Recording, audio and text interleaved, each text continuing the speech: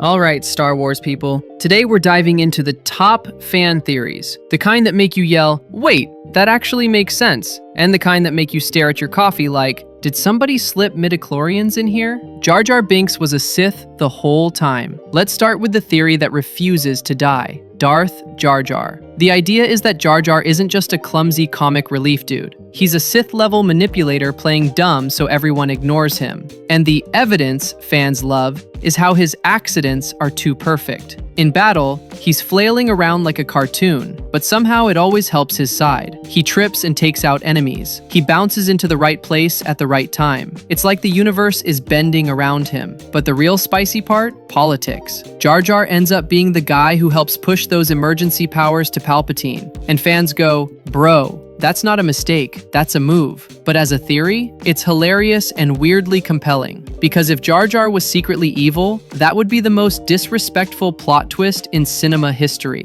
Palpatine created Anakin. Okay, this one is dark. Anakin is the chosen one, right? But he's also born with no father. So fans go, cool, so who did that? The theory says Palpatine, or even his master Plagueis, manipulated midichlorians and basically engineered Anakin's conception. Not romance, not destiny, just Sith science. And honestly, it fits the vibe. We hear the Sith talk about cheating death, controlling life, bending nature. Then suddenly, a fatherless child shows up at the perfect moment for their plans. That's suspicious. Canon has never fully said, yes, Palpatine did it. But the theory is too juicy to disappear, because it flips the whole Chosen One story into something tragic. Not a gift, but a trap. Like Anakin was built to fall. Snoke was Plagueis. Before The Last Jedi dropped, the internet basically locked in one answer. Snoke is Plagueis. It made sense at the time. Mysterious ancient guy, scarred face, obsessed with power. The Sith legend we've heard about but never seen.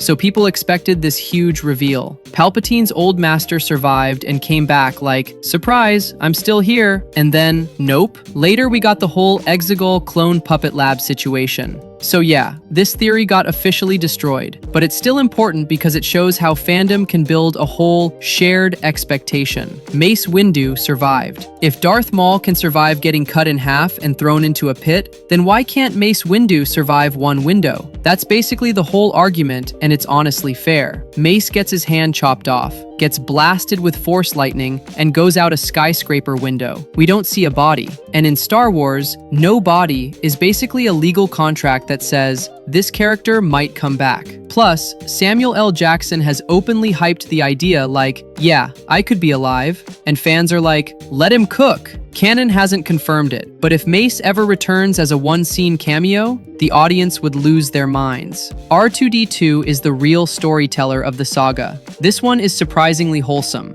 R2-D2 is one of the only characters who's around for basically everything. And here's the key, his memory never gets wiped. So fans love the idea that the entire Star Wars saga is basically being told from R2's perspective, like he's the quiet little historian, keeping the receipts for the galaxy. That would explain why R2 always ends up in the middle of the biggest moments, and why he sometimes seems to know a little too much. It also makes him kind of the secret main character. Is it canon? No. Is it fun? Absolutely. Because imagining R2 as the narrator is hilarious. Like he's just rolling around going, you guys will not believe the nonsense I've seen. Padme didn't die of heartbreak. Okay, this theory exists because she lost the will to live is still one of the most frustrating lines ever. So fans notice something. Padme is dying, right as Vader is being rebuilt and born in that suit. And the theory goes, what if Palpatine drained Padme's life to keep Vader alive? That's why the med droids are confused. They don't detect poison or injury because it's not medical. It's Sith stuff, dark side alchemy, life transfer. And yeah, it's brutal, but it makes the moment hit harder. Because it means Palpatine didn't just manipulate Anakin, he literally used Padme like a battery. The Jedi Order wasn't holy,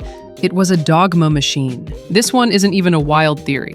It's more like reading the prequels with your eyes open. The Jedi are always talking about peace, but their rules are basically don't love, don't attach, don't feel too much. And fans go, yeah, that sounds like a recipe for disaster. The Order became rigid, political, bureaucratic. They couldn't even sense a Sith Lord sitting 5 feet away because they were so locked into their own system. And they completely failed Anakin. Not because they were evil, but because they were cold. They didn't know how to handle a human being who was drowning in fear and emotion. Grey Jedi and the idea of balance. This is the one fandom loves because it feels like the obvious solution. If the light side can be emotionally repressive and the dark side is obviously destructive, fans go, why not balance both? So you get the idea of a Grey Jedi, someone who accepts emotion, uses the Force without becoming a slave to rage or dogma. Now, in actual canon, Grey Jedi as a formal title is messy. It's more of a fan label,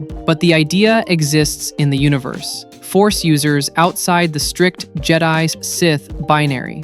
Ewoks are not that cute.